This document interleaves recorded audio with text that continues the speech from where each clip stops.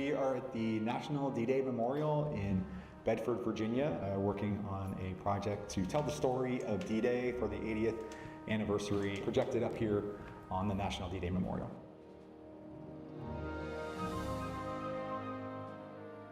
We thought it was a great fit with the mission of Virginia Tech as a land-grant university to collaborate with our regional institutions, specifically nonprofit institutions, and we started the conversations with the National D-Day Memorial Foundation about doing something special. They knew we had done large-scale projection projects on campus, and they wondered if we could do something special here. D-Day is such a huge narrative, so how do you do that in 25 minutes, for example? And so there was a lot of collaboration, a lot of brainstorming. Suddenly, a runner poked his head through the tent opening and said, "This is it. Let's go." My role has mostly been creative direction and creative team project lead. Tanner Upthegrove has taken on more of a technical and logistics lead, co-project lead, and has done all the audio engineering on the project. And we have Ethan Candelario, who is a wizard motion designer, did all of the motion work for this project. And then Harshal Palania, who is a graduate assistant with the Institute for Creativity, Arts, and Technology, helped us behind the scenes with digital modeling. And Gustavo Araos, who is our production coordinator. And then we had Carter Roberts, who is an undergraduate student in the School of Performing Arts, did original music composition and sound design. The ground was vibrating, just shaking something awful. As far as a professional level, I mean, getting to do this as a rising senior is incredible. This is nothing short of an honor, and it hardly feels real to be doing something of this scale this early in my life. One thing really special about this project is that we're doing it on site at the memorial. It is a huge venue, which presents a lot of challenges, but also a lot of creative opportunities for us. For example, we've engineered several large projection screens to go on the arch, and we've also designed a 14-channel loudspeaker array to go around the audience so they can have surround sound or immersive sound, kind of like if you're in a movie theater. Without warning,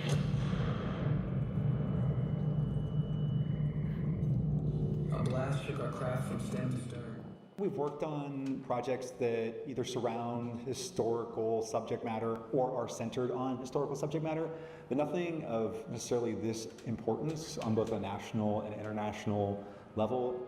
We could not be more pleased with the creativity and what they've put together, and it's been a great partnership working with the ICAT team at Virginia Tech. That's great, thank you. And I wanted to jump right into, you had a nice description of who you guys are and where you're from, and wanted to jump into that. And one of the things when people are doing projects like this is how do you come up with it? How do you come up? I mean, you're basically, hey, here's D-Day Memorial, it's the 75th anniversary, how do you come up with that? But before I do that, I just have to understand, you guys went, yes, right in the middle of that video, and I just gotta know, what was that about? So in the middle of the show, one of the impact points, if you will, right at the beginning of 0 hour, there was a massive bomb drop, and it was supposed to be like the shock point. And the first time we did a run through the show, we accidentally swallowed up the audio chain for it, and so when the bomb came up on screen, it went dead silent, and it was one of the lowest points of my life. And, and so it worked, and it worked here, and so it was just a little like, we got it. We made it happen. It's there. It's there. Nice. Well, and that's the kind of emotion that you guys probably felt on that day. But let's roll back and start out with, where did these ideas come from? How did you generate this? Yeah, we worked very closely with the D-Day Memorial Foundation at the beginning. A quick shout out to Donna Thompson, VT alum, who connected us with them originally. And they wanted to tell the story of D-Day at the 80th anniversary. So it's a huge milestone for them. They heard that we're pretty cool guys and gals, so they wanted to come and really, these three have worked together on huge projection mapping projects before. So there's a great reputation from these three. The D-Day Memorial folks saw their work and they wanted to do something similar. So we got together with them.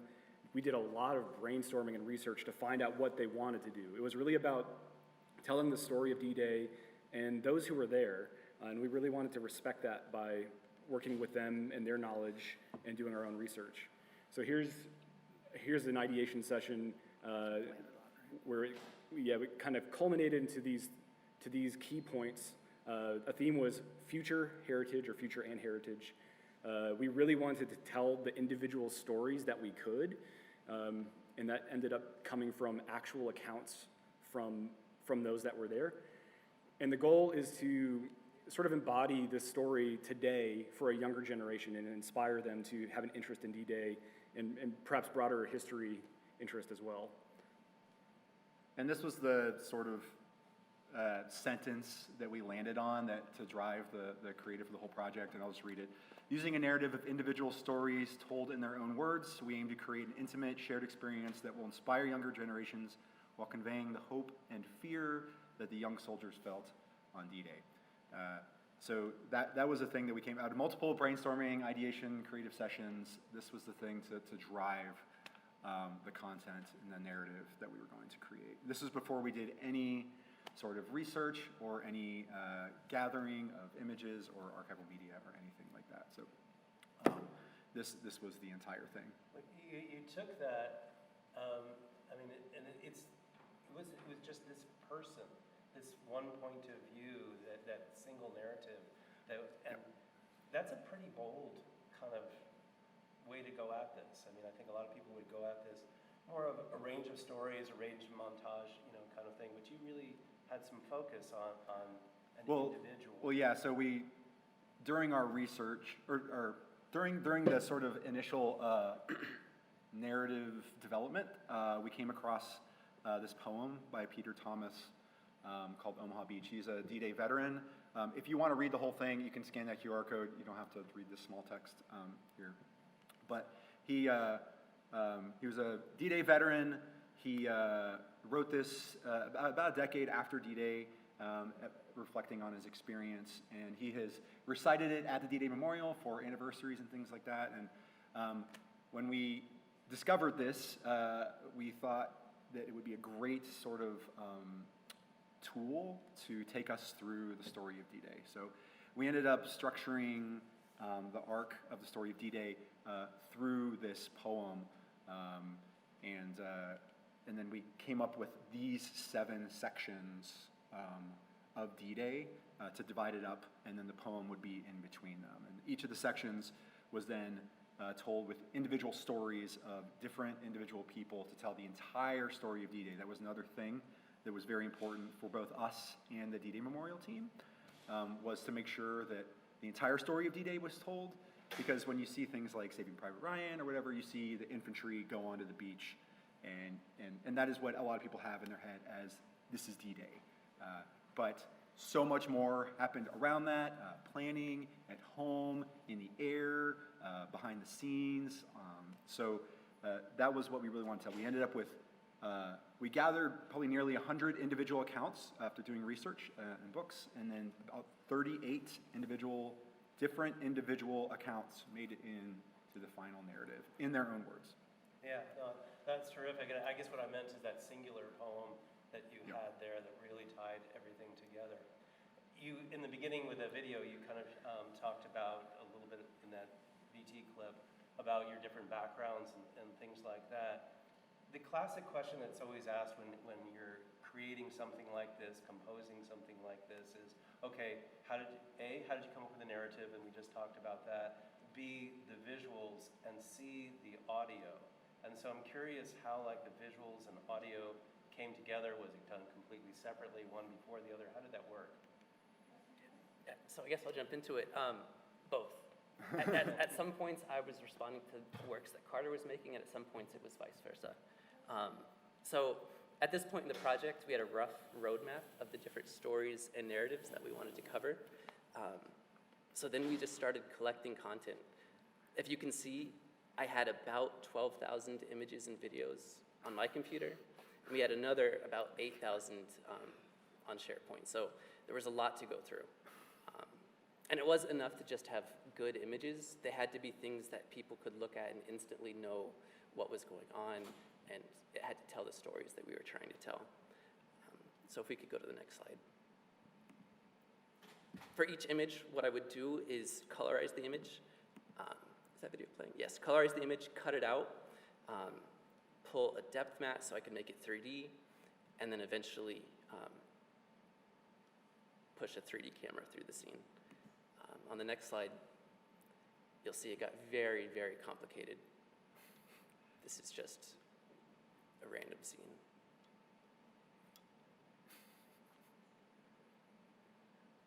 So you're building these elements together in the software to make it animate, right? Yes. So we're seeing in real time how, or in not real time, how you've kind of the complexity of layers you've added on top of each other. Now I've lost count. I think we're at 47. And then on the next slide, once we have the individual works cut out into 3D, you can just push a camera through it, kind of direct it just like a standard video. This is the opening scene in 3D. This is taking a virtual camera in After Effects and taking it around the layers that have been expanded out and separated from each other to create that 3D effect, which is called 2.5D. So it's using 2D elements to create a three-dimensional scene. And then on the next slide, once you've done all that work, you have to hide most of it so that it works on the monument because of the very irregular, skinny, narrow surfaces. So we mat out most of it. And we made a template for the design of all this so that we knew where images would land on each of the surfaces, which was how we planned out all these things, how they would move between surfaces and also across the entire memorial. And then finally, I'd just like to show you all a quick selection of some of my favorite bits from this production.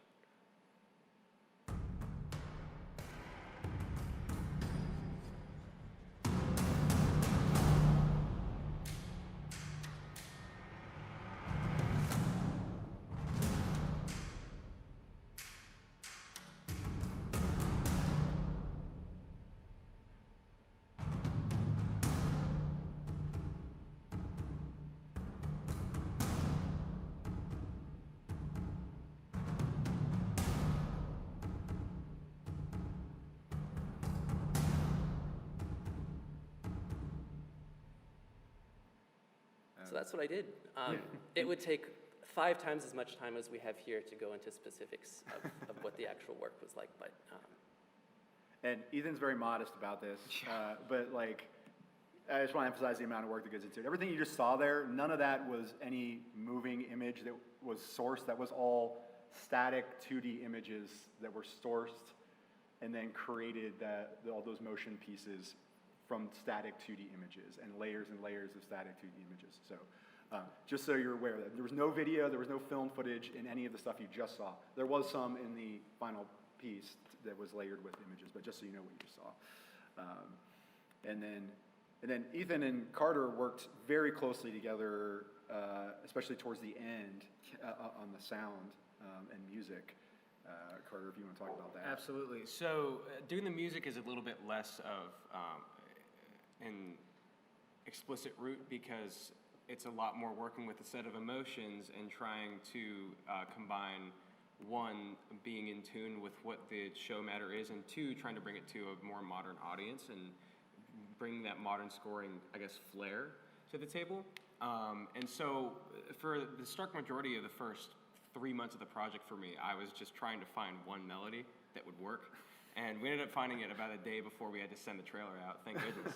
And it was great. And there were a total of 3 melodies that carried throughout the whole show that would represent different emotional significances. So a lot of what I would do would be, like I said, responding to Ethan, but towards the end, we kind of started to race to the finish to see, not race, but it wasn't one way or the other. It was, we knew what path we were on, we had the layout, and we would write music and or create visuals that clicked together almost immediately, whether we had something else to work with or not. So this is my workspace. This is one of 8 project files.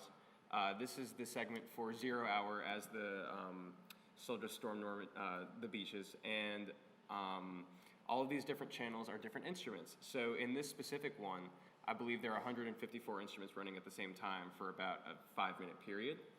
And it's broken up into brass, choir, strings, synths, percussion, and miscellaneous extra tones. And so for 0 Hour, for example, I kind of ditched any semblance of comfort or of acoustic sounds. I had trombones running through guitar amps. The percussion was made out of guns firing off. Choirs were being run through just really grotesque distortion pedals. Depending on where we were in the sequence of events, I had to adjust my songwriting language to support that, which was shown on screen. I'm going to jump to the... Please do. So this is, I suppose... Wait, sorry, you preface it. Yeah, so this is the turnaround point of the show when they say the invasion had begun. This comes in, and we're going to go through all of the 6 different sections of instrumentation, first full, and then we'll break it down piece by piece to see how it all comes together. So.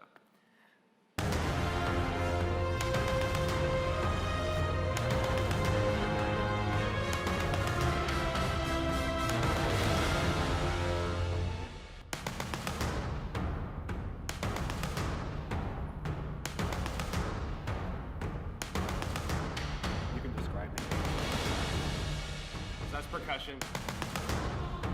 Choir faintly in the background here.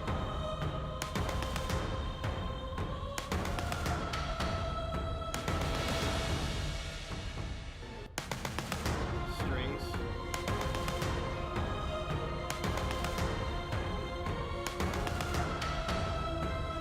Next up, brass. Just doing our heavy lifting here.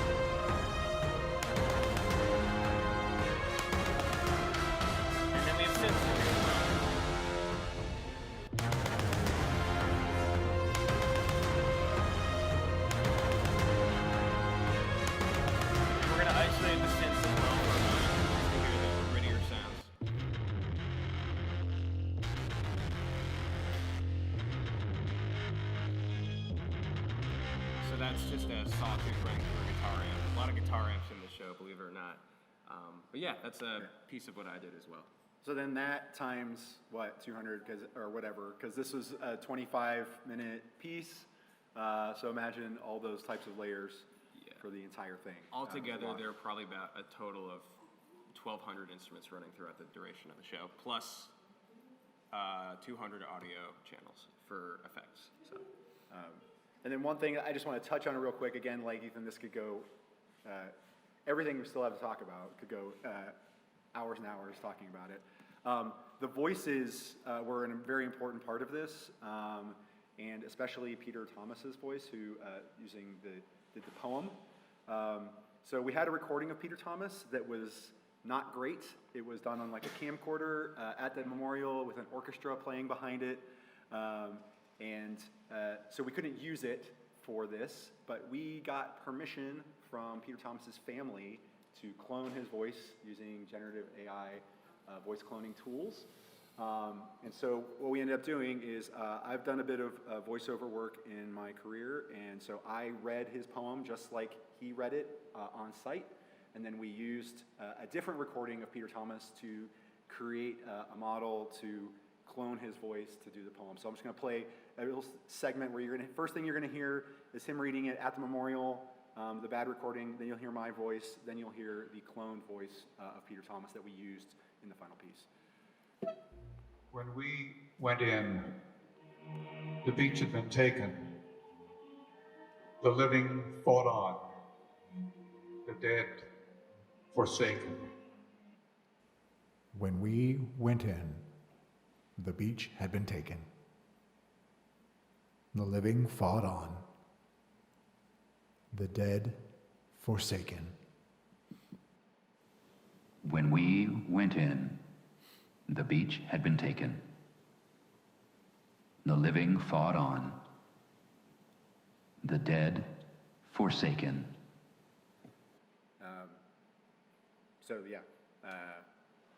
I mean, all of that is incredibly evocative, and to kind of finish things up, and you talked a lot about the emotions that you were trying to put forward in the music, and I just sort of wanted to finish up, because, you know, I was there for one of the presentations, and I know it sounds so cliched to say this, but there was literally not a dry eye in the house. And I just wanted to finish up by asking you about your emotion, first of all, injecting emotions, which you talked about a little bit, but more importantly, what are the emotions that you felt at the end, the emotions of being there in the audience, as an audience member finally on that day. What was it like? Unimaginable stress. Up until the day of, we didn't think we were going to get it done. But I think at the same time, that was kind of tempered by a responsibility to what we were doing and to the stories that we were telling, and the honor of the canvas that we were working on. So it came together. Absolutely. There was undeniably that stress. I remember, the day before the first showing, we were all sitting at a table in our Airbnb, just like, no one was looking at anybody. We're just like, we gotta get it done. And so when we finally got it done and we had our first full run through, like I said, the bomb didn't go off. There's actually, the first time we did it, there was a warning signal that one of the projectors put up. So just in the middle of it, it said clean air filter. And we're like, and so obviously the first time through, it didn't go perfectly by any means. But seeing it all come together, the first full showing, my family came into town, my friends came into town. I don't want to say relief, but there was a general sense of satisfaction and I guess disbelief that me and Ethan, I remember he comes up to me after the show and Ethan goes, we did it. And we couldn't quite wrap our hands around the fact that it was done, but there was a sense of disbelief and a severe sense of gratitude, especially given how kind the folks at the D-Day Memorial were to us. It was a very heartwarming moment, all things considered. Yeah. For me, I'm going to go back a little bit. We didn't have a chance to talk about it, but there's a model of the memorial up here, and there's a bunch of technical stuff that went into the projection and the planning version of this, so come talk to me about that if you want to know. But something clicked in me when we first watched the entire thing projected on this model, which was for our projection testing. When we saw it the whole time, the first time through on here, I was like, this is something great. We did what we set out to do. Yes, it wasn't done yet. Yes, there were a lot of little things that we all get stressed out about at the last mile, but when we saw it for the first time on this model with the full sound and everything, it was just a really awesome moment for me. And I feel like when we found the poem, it was really the through line that tied things together for us, and that was sort of a big breakthrough in creativity and where we could go forward. Not that we were stuck then, but it had the feeling. It brought all the stories together and to life. And one of the things we didn't have any time to talk about today was your work in actually creating that immersive aural experience that happened there that made it so incredibly visceral for the audience members like me. So Thank you very, very, very much, and we'll open it up to questions. And if you want to watch the whole thing, this is it on YouTube right here, the video documentation of it. But we'll leave that up while we take questions.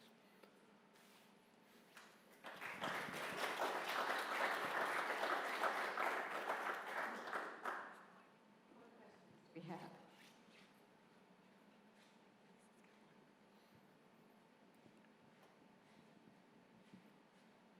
I always have mixed feelings about these kinds of events, in that I was lucky enough to be there that day too, on the first day I think, and it was just a segment of time, and that's so special to be somewhere where something incredible is happening and it's not going to happen again. And then on the other hand, this is a great presentation. The video is amazing. I love it that the 3D model is still here, but what are your thoughts on permanence, impermanence in these kinds of artworks? Yeah, I think in performing arts that I lean into that. This is a special one-time thing that we're doing, and that's what makes it special, right? I will say that we are interested in presenting this piece more, including projecting it on the model, so it could live on in a way. And I think the D-Day Memorial folks also would like to see this done again on site in the future. So this piece could live on and be shown again, but I think you're right, absolutely right. That's what makes it special. If it was going all the time, it may not be as special.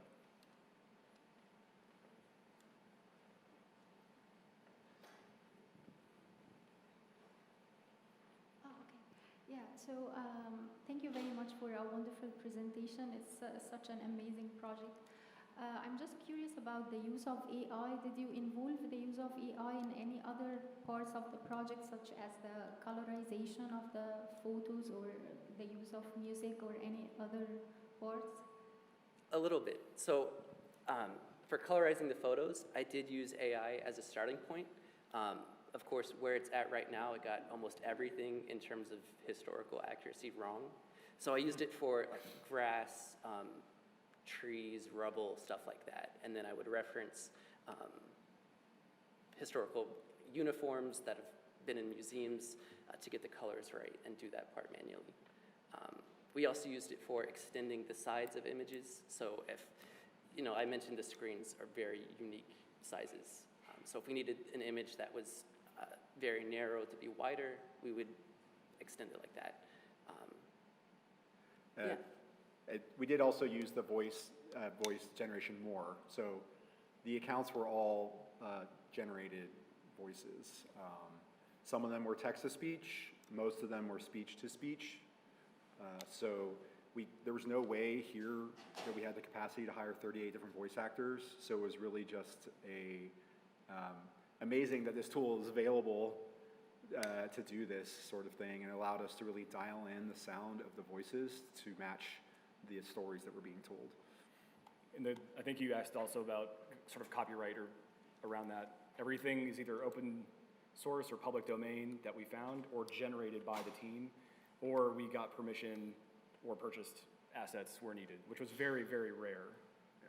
So everything we wanted to keep it true to the story, and part of that was making it or sourcing things that were publicly available. As far as the audio goes, I think the only publicly sourced or purchased toolkit was the weapons of World War II. We did use a pack of recordings of the guns that were used in that period just to maintain accuracy, but there was no AI used in the music, or and I think there were one or two musical clips from other songs, but one of them, David performed so that we could use it, so yeah.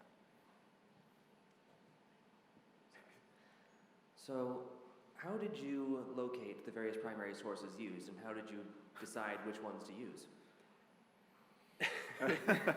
So by the end of the project, like I showed, we had almost 20,000 different things. So the short answer is they came from everywhere. Primarily government archives, that was the biggest source. Library of Congress was amazing. But in addition to that, a lot of museums have online archives. There are a few personal GeoCities pages from historians that are from Bedford. Those were great.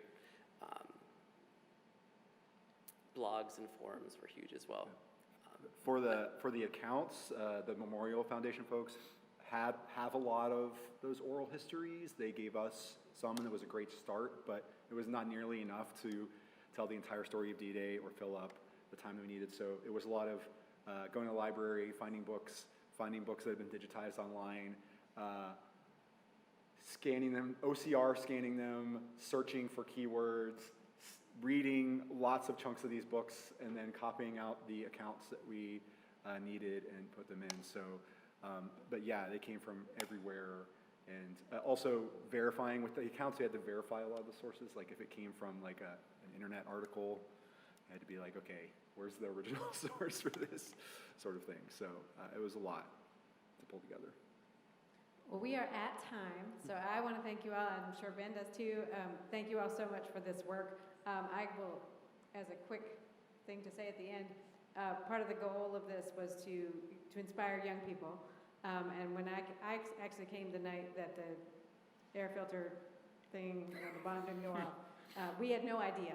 I actually thought the air filter thing was part of the thing that they were driving. Anyway, I brought my 15-year-old and 17-year-olds to this, and they left truly inspired. So thank you all for this work. That was just amazing. We'll be back next week, same time, same place, with more donuts. Thank you so much for being here today, and have a great weekend.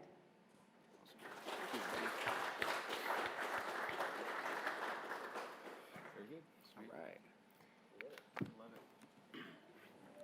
It actually would make a Please come look at the model if you want. It's really pretty cool. nice podcast, a little longer. Sorry we didn't get to talk about the making of it. An hour would for be Herschel. perfect. Yeah. Because I think people would really like to go through I'm sad. projection, the audio, everything. I'm sad we didn't get to answer the donut question. I know, I couldn't even get to the donut question. We were going to say croissant. Oh, really? Oh, wow. Just stepping completely. Norman. Yeah, going right into the French. Yes. There's a lot of layers to it too. Also, it was. And I'm pretty flaky, so there's. But would you say what you said? Would you say croissant or would you say croissant? Croissant. Croissant. C'est bon. Yeah, I went to Italy this summer. Went to France. Trying to butter up the French in the audience here. Yes. Or we could have, what was his name from Diavolo? You could have the top practice. Was he French or French Canadian? He was French Canadian. Yeah. Yeah. That's even better. It's like there's some fur trapper history with French sensibility.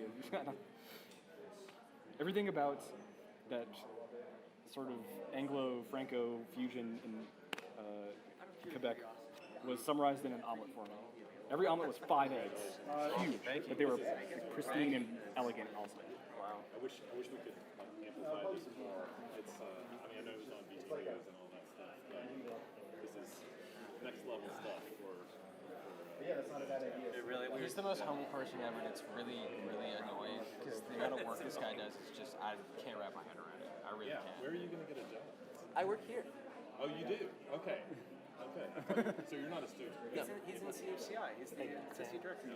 I mean, it's so. He founded Virginia Tech. I am faculty here, but I don't work for ICAT, unfortunately. I work for Central Advancement. I saw So definitely saw this was a week. This was a week in the wondering, process. so did all that, well, I understand using different, seems like systems to record, but all that, what did all that get put together with in the end?